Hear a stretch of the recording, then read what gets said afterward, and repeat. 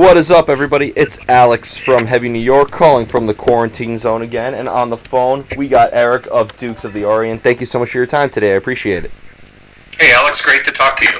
Yep, it's so awesome to have you here. So the newest album is Freak Show, which is scheduled to come out, later this year. Is this like almost kind of like a direct continuation from what you were doing on the self-titled album from 2018, or is this just like a brand new beginning for Dukes of the Orient? I think it's a continuation and an evolution from the first album. The first album, we started it in 2008, if you can believe that. This is when John Payne had formed his own version of Asia, because the original 1982 lineup of Asia had reformed, and so he carried on with the band that they were working with prior to that, which was Guthrie Govan on guitar and Jay Shellen on drums, who's now playing with Yes, of course. So they asked me to be the keyboard player in that version of Asia, and we ended up touring for, 6 or 7 years, something like that. And for one reason or another, we were never able to finish a record. I know John had a lot of things going on around that time, but what we did write and what we did record ended up being the core of the first Dukes of the Orient album. And as you probably know, we renamed the band Dukes of the Orient instead of Asia featuring John Payne, because John Wetton, the original Asia singer, had recently passed away. Mm-hmm. And I knew John Wetton and actually had worked with him a bit as well. And we didn't feel that it was a good time to have two competing versions of a band with a similar name. And so that's what became the first Dukes of the Orient album. Mm-hmm. So now this new album, Freak Show, this was written and recorded within a single year, with just the 5 same musicians on the whole album. It was all recorded in the same place during the same sessions. So it has a much more cohesive and tight sound, I think, than the first album for that reason. Mm-hmm. Just because it was done in a much more focused way, like the way you normally make an album. A bunch of guys get together, you write songs, you go in and record them, mix them, and that's it. Yeah. So it's a continuation, and a maturation, I think, because we just got, you always get better at what you do and at how you do it. So there you go. It's chapter 2 for sure. Would you say that the first single off this album, The Monitor, serves as like a clear representation of what the whole album will sound like, or is that just the tip of the iceberg? Oh, that's a good question. The album is not samey sounding. I mean, you're not going to have like just mid-tempo AOR rock songs through the whole album. I mean, there's some more prog stuff, some more heavy stuff, some spacier things. There's quite a few tracks that have sax solos on them. Even some kind of like shuffle things. There's one song called The Last Time Traveler that I wrote that's this kind of long prog epic that just kind of starts off with piano and vocal and then like builds into this kind of massive instrumental jam and then comes back around at the end. So that's pretty contrasting from The Monitors, which is more of a straight ahead AOR track style. So in that way it's representative, but we do go quite a bit further. Yeah. Well, like, do you ever, like, when it comes to songwriting, do you, like, enter the studio and with, like, a preconceived idea of what you want to do? Or is there, like, kind of, like, a lot of experimentation and, or as I like to call it, happy accidents that happen in the songwriting process? Right. The way I work is I keep a notebook full of ideas that could be lyrics, that could be little musical motifs that I've written down. And then, of course, nowadays, we have iPhones, so I have my voice memo app that I just use to record like little keyboard riffs or melodic ideas if I'm driving, or somewhere else where it's not convenient to write something down. So when it comes time to make an album, I go to the well. I say, okay, here's all my ideas. Here's this riff. Here's this melody. Here's this sound. Here's this lyric. Let's put that into a song. Then when we actually go to record the songs, there is quite a bit of room, especially between John and myself, to let the song evolve a little bit. We both try to give each other as much room as possible, because that's where the happy accidents happen, as you said. So I never want to just box him in and say, okay, sing exactly this melody. No, it's anticipated. It's not on the downbeat. No, I don't want to do that. I want to give him room to be himself, because he's a great singer, and he's a great guitar player and a great bass player. And so, try to compose a really good song ahead of time, and then when we go to record it, we let it evolve from there. Mm-hmm. Being a keyboard player, do you actually have a background in theory? Like, do you know, like, what scale you're working off of and, like, what key that you're playing in, or are you more on the self-taught spectrum of it? No, I'm definitely rigidly educated. So I have a background in scoring and arranging and all of that. So I try not to let that get in the way. You never want to go, oh no, you can't play an F sharp minor there. It has to be this. No, screw that. It's whatever sounds good. That's what works. I think about Gary Brooker and Procol Harum, who's piano player and vocalist. His chord progressions are crazy. You go, what the hell key is this in? It just goes from this chord to this chord to this chord, but they're just the most beautiful, interesting melodic songs that just pull you in because of where the chords go and where the melody goes with the chords. Bowie was another one. You look at a song like Space Oddity, for example, like one of his classics, and the chord progression is crazy. Or Life on Mars. What the hell key is it in? It's just goes from one thing to another. So I think it's important that you don't let the theory get in the way of writing and playing something awesome. I'd imagine, having such a strict theory background, whenever you're writing something that may go against, the rules, do you almost feel kind of like a voice in the back of your head going, no, it's not supposed to be that way, or something?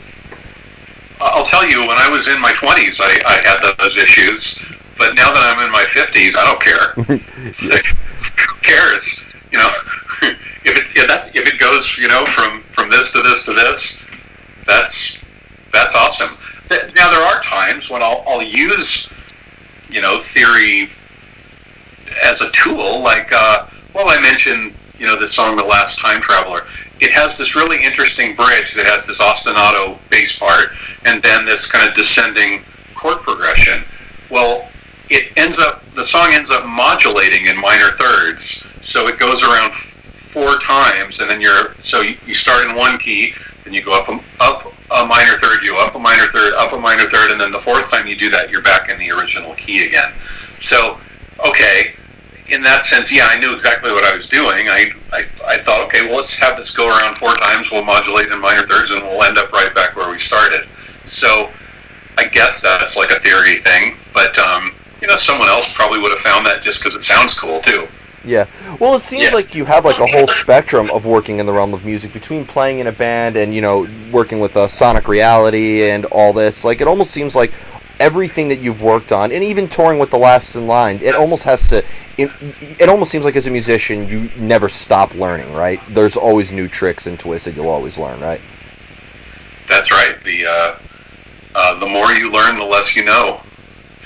The more you learn, you figure out what you don't know. So that's it, playing with Dukes of the Orient and playing with a band like Last in Line, those are very, very different gigs. The role of the keyboards is really different in those.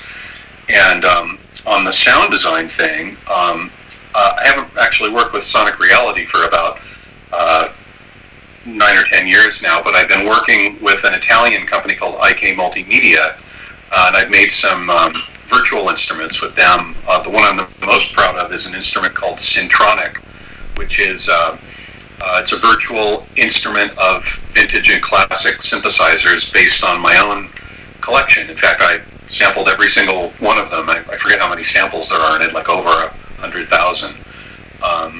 So there, not only do you have the music theory to deal with, but you have like technical stuff to deal with, and you have to deal with, math and trigonometry and all of that as well, just to make everything come together in the right way. Yeah, and people say, like, if you have such a background in knowing all that stuff, it almost kind of like dictates you, or there's no room for experimentation. But it almost seems like it had the opposite effect. It seems like with everything you've learned, it opens your eyes to brand new ideas and experiences. I agree, and I will tell you, as a kid, I really didn't study math, and especially in high school, I'm like, what the hell is this algebra 2 and calculus, and I'm not going to need this crap. I'm going to be a musician. Why do I need math? Like, famous last words. I mean, music is math. It all comes down to notes and subdivisions and polyrhythms and all of that, and especially with technology, with synthesizer technology and sampling technology. It's all about understanding the way things divide down and the way things multiply and all of that. So if I could say anything to my younger self, it would be, dude, pay attention in math. You're going to need this. So I actually had to learn a lot of like higher math stuff later in life, just out of necessity. Do you think, being that like you work with a lot of modern technology as well, do you think that sometimes modern technology gets in the way of people learning a lot of the traditional elements of classical music? It certainly can. The tools now are just amazing. You don't even have to be able to sing in tune anymore, or in time. With things like auto-tune and Melodyne and all of these great tools, you can just lay something down and then quantize the pitch, quantize the timing, and suddenly you sound a lot better than you are. And of course with the whole world of loops and just preset generators of all kinds, you could certainly be extremely lazy if it suited you. I think on the other hand, if you are really going for something specific, the tools we have now are just amazing. There's things I can do now with plug-in effects and analog outboard gear and monitoring software. Things that software where I can compare the spectrum of one mix to like the last album we did, or to one of my favorite albums. Have tools like that, like when I was learning how to record and how to arrange. So I think in the right hands, it's like anything. It's fantastic. Yeah. But it can be an excuse to be very lazy and not learn anything. But people hear that. People are going to hear that in the end. If you're just playing a loop library and then singing an auto-tuned vocal over that isn't going to move people. Yeah. So, definitely. Yeah. And you mentioned like mixing and mastering and all that. I almost consider like, being able to mix and produce to almost be as much of a profession or musical profession as being a guitar player or singer. Like I've met many producers and mixers such as Chris Lord-Alge or Michael Brower or Kato Kandwala, may he rest in peace. And like it's really like a strategy. It's something that you have to learn to master, and you bring your own mix and spin onto the artist's vision.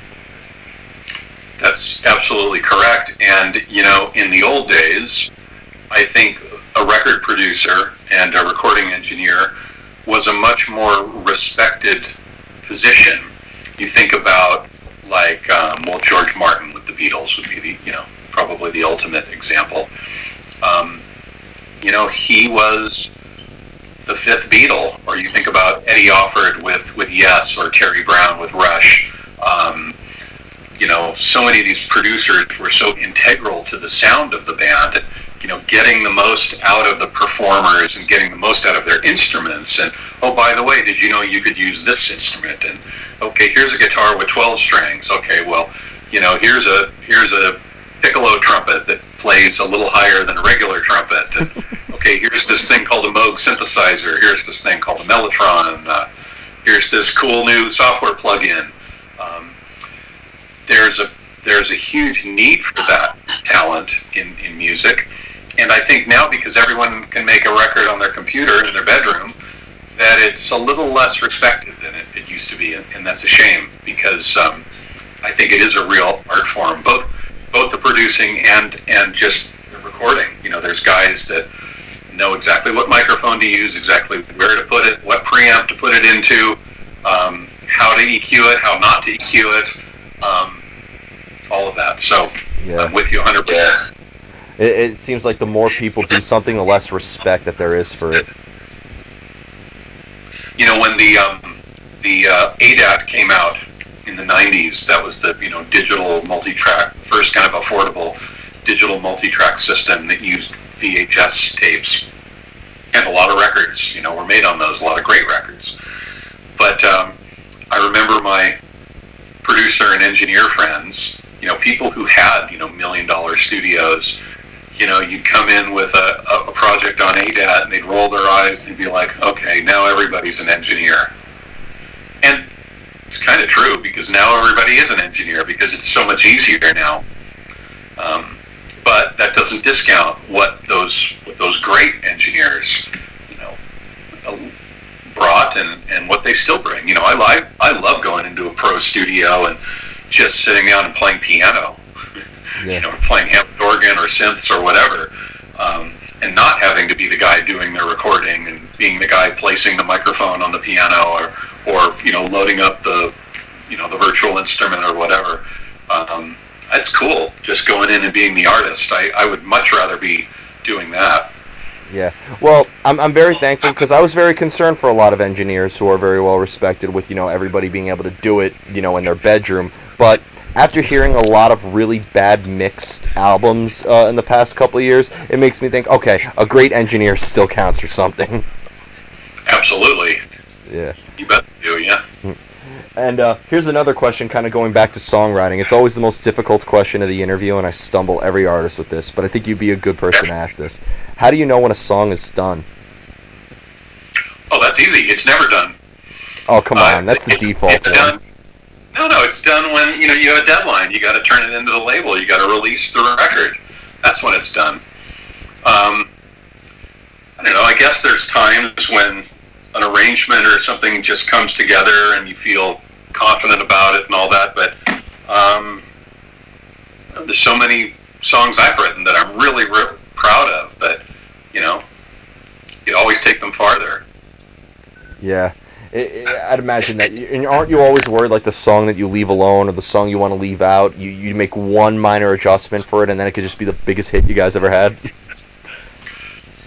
That's true. And there are songs that I've had sitting around for 20 years. In fact, I can tell you, on the Dukes album, The Monitors, the first single we released, I wrote that like 15 years ago.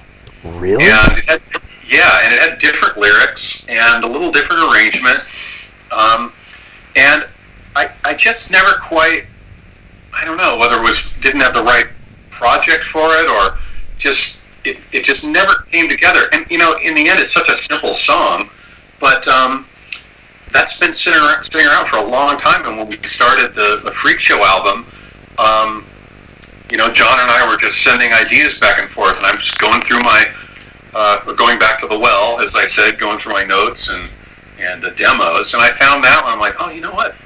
John would sing the hell out of this song. Let me write something, lyrics that are a little more suitable to this band and, more in his style. And let's arrange it a little more AOR, maybe a little less prog. And it turned out to be, the first single from the record. So sometimes it takes 15 years. Wow. If I released it 15 years ago, it would have been another song, and it wouldn't have been as good. Just to think that I was 11 when you first wrote that is kind of unsettling. Sorry to make everybody listening to this feel old, but yeah, like, I remember getting the single. I was like, wow, this is awesome. I'd love to chat with this band. I was like, wow. Turns out the song is much older than me. Right. Exactly. Yeah. And finally, the final question I wanted to ask you with the making of this, because, I mean, being that, the Monitors has its own little story behind it, but I feel like a lot of songs on this album have like a lot of different vibes behind it. I felt like the Isis Thin is very different from a song like When Ravens Cry or Until Then or those. So it's fair to say that for Freak Show there was many different emotions being felt, and there was a lot of different elements being portrayed on this album, right? Absolutely, yes. And I think it's important when you write a song that the song is about something. And that sounds a little simple, but, even if you're writing a song that's, oh girl, I miss you since you've been gone, okay, well, there better be a story about who that girl is and why you miss her since she's been gone. It can't just be fluff. You got to have something behind it. And I can tell you, in every one of these cases, the songs, have a backstory, and they are about something. They're not just like, oh, these words sound nice going together. I've always taken it very seriously. So would you consider this almost to be kind of like a concept album? No. Because I consider a concept album to have one, connecting concept that goes through the whole record, and this... It isn't that. It's a collection of songs. I mean, it's a cohesive collection of songs played by the same 5 people in the same studio, but there isn't like a story that goes through all of the songs. Okay. I have done that in the past, but not this time. Maybe again in the future. Yeah, and it's funny because it seems like almost like the longer you work on a song, the harder it is to kind of maintain that emotional energy when you first wrote it. It's like you want to kind of keep the emotion consistent, right? You want to feel the same way when you finish a song as you do when you start it, right? I heard an interview with Monty Python many years ago, and they were talking about when they would do their writing sessions. And they'd come up with something that the first 2 or 3 times they heard it, they thought it was the most hysterically funny thing they'd ever come up with. And then after that, it wasn't funny anymore. And so they had to remember what their first impression was and what the other guy's first impression was about this. Because, when you get familiar with something, it's not as mysterious anymore. It's not as special anymore. So you do have to maintain that excitement and that fire and that great reaction you had at the beginning, because when you're sitting there I don't know, doing the 9th take on the acoustic piano part or something, you're not thinking about how inspired you are by the song at this point. You're thinking about what part is going to work in this section, what sits under the vocal in the right way, what stays out of the way of the guitar, what stays out of the way of the bass, what goes with the drums. You start thinking very practically about that kind of thing. Yeah, definitely. And of course, an emotion and a story could also maybe determine the composition itself as well. Sure, of course. I hope so. I mean, that's without any emotion behind it, what are you doing, You're mowing the lawn. You're playing notes. Playing notes, exactly. So before we go, I want to thank you so much for your time today. Just obviously, thanks to a certain virus that I'm not naming on my outlet. Could we be expecting maybe some live performances or anything you would like to promote for any of the projects that you're involved in when everything turns back to normal? Well, we had some big plans to do some live shows this year, but obviously that isn't going to happen. So once the world gets back to normal, or whatever the new normal is, we will hopefully be able to take this out on the road and put it on stage. I'm honestly not a big fan of the whole webcast thing, hey, here's my studio, let me go sit down at the piano and play songs for you. There's some people that do that really well. For the most part, I don't like it. I like the idea of playing in a theater, for people with feedback between the performer and the audience. Otherwise, I feel like I'm just doing a studio session, and then there's all these people behind the glass just kind of watching me, what I'm doing, and well, I don't know. I don't know. Like I said, there's some people that do it well, but it doesn't really resonate with me very much. So I apologize for everyone that's been asking me to do webcasts and all that, but probably won't be doing that anytime soon. To each his own. There you go. Thank you so much, Erik. Everybody, we are here with Erik of Dukes of the Orient. Be sure to pick up Freak Show when it comes out. This is Alex from Heavy New York, and we will see you next time.